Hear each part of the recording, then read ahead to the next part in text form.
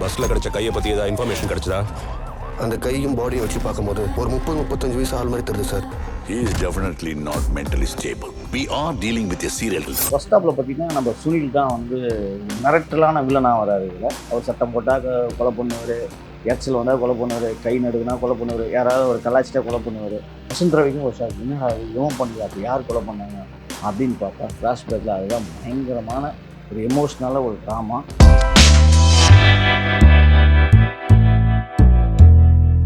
வசந்த் ரவி நடிப்பில் இந்திரா படத்தை பற்றி தான் பார்க்க போகிறோம். இப்போ தான் படம் பார்த்துட்டு வந்தோம்.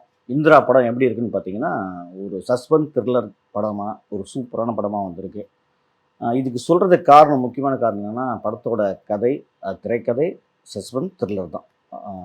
வசந்த் ரவி எப்போவுமே நல்ல கதைகளை தேர்ந்தெடுத்து நடிப்பார். அந்த மாதிரி இந்த படத்துக்கும் நல்ல கதையாக தேர்ந்தெடுத்து நடிச்சிருக்காரு. பத்தாத்துக்கு ஃபர்ஸ்ட் ஸ்டாப்பில் பார்த்தீங்கன்னா நம்ம சுனில் தான் வந்து மிரட்டலான வில்லனாக வராது. இதில் வில்லன் தான் வில்லன், சைக்கோத்தனமான ஒரு வில்லன், தொடர் கொலைகள் பண்ணுற ஒரு வில்லனாக வந்திருக்காரு. படத்தோட கதை ஒன்லைன் என்னன்னு பார்த்தீங்கன்னா, ஒரு போலீஸ் ஆஃபீஸர் வசந்த் ரவி ஒரு சின்ன ஒரு சரக்கு போட்டு ஒரு சின்ன ஆக்சிடெண்ட்டு, வேலை போகுது, திருப்பி வேலை கிடைக்குமான்னு அப்படியே போயிட்டு இருக்கப்போ திடீர்னு தொடர்ந்து ஒரு சைக்கோத்தனமான ஒரு கொலைகள் நடந்துட்டு வருது. அந்த கொலைகள் யாரா பண்ணுறீங்கன்னு பார்த்தீங்கன்னா, நம்ம வில்லன் சுனில் தான், தெலுங்கு நடிகர் வில்லன் இல்லையா. அவர் வேறு லெவலு. அவர் சட்டம் போட்டால் கொலை பண்ணுவார், எரிச்சல் வந்தால் கொலை பண்ணுவார், கை நடுக்குனா கொலை பண்ணுவார், யாராவது ஒரு கலாச்சிட்டா கொலை பண்ணுவார். அந்த மாதிரி ஒரு பயங்கரமான டெரரான வில்லனாக பண்ணியிருக்காரு. உண்மையிலே சுனிலோட நடிப்பு, அந்த ஸ்டைல், கொலை பண்ணுறது, அவர் பார்க்குறது, அந்த கண்ணாடி போடுறது, அந்த சிகரெட் பற்ற வைக்கிறது, ஒவ்வொரு சினிமையும் சுனில் வந்து ஸ்கோர் பண்ணியிருக்காரு. ரொம்ப ரொம்ப நல்லா பண்ணியிருக்காரு. வசந்த் ரவி பத்தாத்துக்கு வந்து போலீஸ் ஆஃபீஸராக எப்போவுமே சரக்கு தம்மு அதுலேயே ஒரு பாதி படம் போயிடுது. அதுக்கப்புறம் இந்த ஒரு கட்டத்துக்கு மேலே பார்த்தீங்கன்னா, வசந்த் ரவி ஒய்ஃப் திடீர்னு பார்த்தீங்கன்னா அவங்களும் கொலை செய்யப்படுறாங்க. அவங்க யாருன்னு பார்த்தீங்கன்னா மெக்ரீன் பிசாடா. அவங்க வந்து திடீர்னு பார்த்தீங்கன்னா ஒரு சூப்பரான அழகான ஒய்ஃபாக வராங்க. அப்போ வசந்த் ரவி ஒரு கட்டத்துக்கு மேலே ரொம்ப அந்யோன்யமாக ஒரு 2 பேருக்கும் ஒரு ஃபஸ்ட்டு ஒரு மோதல் இருக்கும். அந்த மோதலுக்கு பின்னாடி ஒரு ஃப்ளாஷ்பேக்கில் ஒரு சூப்பரான ஒரு கதை இருக்குது. மோதல் இருக்கும். மோதலுக்கு அப்புறம் ரொம்ப லவ் ஒன்றாயிடும். ஒன்றானோன்னா அதுக்கு ஒரு இடையில பார்த்தீங்கன்னா அவருக்கு ஒரு சின்ன ஒரு ஆக்சிடென்ட், அது வேறு இன்னொரு ஆக்சிடென்ட் நடக்கும்.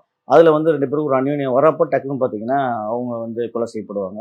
அந்த கொலை யாரா பண்ணது, சுனில் தான் பண்ணாருன்னு சொல்லிட்டு எப்படியோ கஷ்டப்பட்டு சுனிலை கண்டுபிடிச்சி ஒப்படைச்சு சுனில்கிட்ட எல்லாம் ஃபோட்டோ காமிப்பாங்க, நீ இவங்களா கொலை பண்ணினா. அவர் சொல்கிறார், நான் சின்ன வயசுலேருந்து பல கொலை பண்ணியிருக்கேன் அப்படின்னு சொன்னால் நமக்கே பக்குன்னு மாறி போட்டுருவோம்.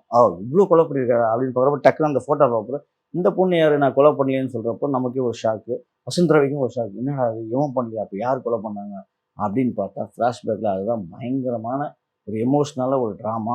அங்கேயும் ஒரு கொலை, அந்த கொலைக்கு கொலை, பழி வாங்குதல், யாரை கொலை பண்ணாங்க, வசந்த் ரவி ஏன் இவ்வளோ விரோதம், தேவையில்லாமல் வசந்த் ரவி ஒய்ஃபை ஏன் கொலை பண்ணாங்க அப்படின்றத ஒரு சஸ்பென்ஸ் த்ரில்லராக செகண்ட் ஹாஃப் முடிச்சிருக்காங்க. படம் பார்க்குறப்போ நம்ம ஃபர்ஸ்ட் ஹாஃப் ஃபுல்லாக ஸ்கோர் பண்ணுறது சுனில், செகண்ட் ஹாஃப் ஃபுல்லாக ஸ்கோர் பண்ணுறது வசந்த் ரவி. 2 பேருமே சேர்ந்து ஒரு மாசான ஒரு த்ரில்லரான படத்தை கொடுத்துருக்காங்க. ஃபைட்லாம் வந்து வேறு லெவல் இருக்குது. இந்திரா உண்மையிலே வந்து பார்த்திங்கன்னா கேமரா ஒர்க்கு ரொம்ப அருமையாக இருக்குது. இந்த படத்துக்கு பின்னணிஸே ரொம்ப ரொம்ப முக்கியம், அதுவும் சூப்பராக இருக்குது. பத்தாதுக்கு பல குழந்தைங்கள கத்ராஜ் வந்திருக்காரு. அவரு போலீஸ் ஆஃபீஸர், போலீஸ் ஸ்டேஷனில் சில பிரச்சனைகள், அதுக்கப்புறம் இவருக்கு சில பிரச்சனைகள், அந்த கொலைக்கு பழி வாங்குதல்னு சொல்லி கிளைமேக்ஸில் அப்படியே வந்து அழகாக ஸ்கோர் பண்ணி முடிச்சிருக்காங்க. மொத்தத்தில் இந்த படம் இந்த வாரம் ரிலீஸ் ஆகுது. கூலிக்கு எப்படி போன வாரம் ஆதரவு கொடுத்தீங்கன்னா அந்த மாதிரி இந்த படத்துக்கும் ஒரு ஆதரவு கொடுங்க. ஏன்னா இந்திரா வந்து ஒரு சஸ்பென்ஸ் த்ரில்லர் படம் பார்க்குறவனுக்கு ஒரு சூப்பரான விருந்து.